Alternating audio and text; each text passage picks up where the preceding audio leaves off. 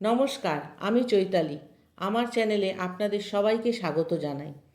আজ আমি শেয়ার করছি সবজির খোসা ভাজা। তাহলে চলুন রেসিপিটি শুরু করা যাক।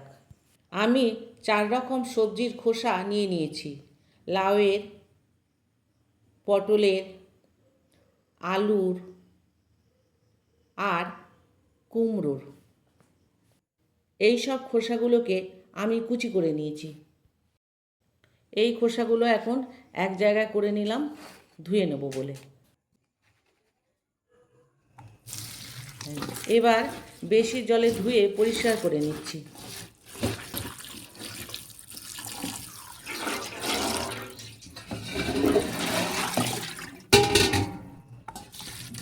আমি এইভাবে 4-5 বার ধুয়ে নিয়েছি।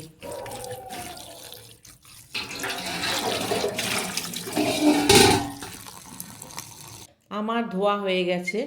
এখন এতে হলুদ গুঁড়ো, ঝাল লঙ্কার গুঁড়ো, কাঁচা লঙ্কা কুচি আর আটা দিলাম।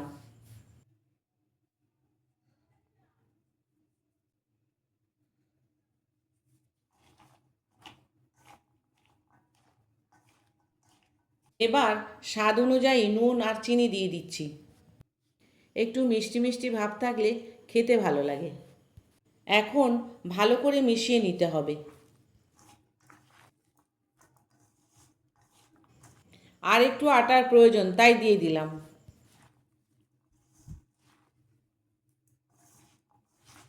আর কিছুটা পোস্ত দিয়ে দিচ্ছি। আবারও খুব ভালো করে মিশিয়ে নিতে হবে।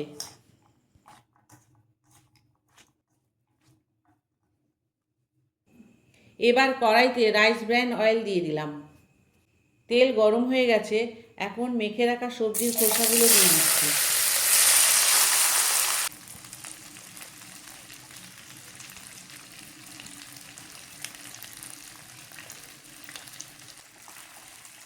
খোসাগুলো সোনালি রং হওয়া পর্যন্ত ভেজে নিতে হবে।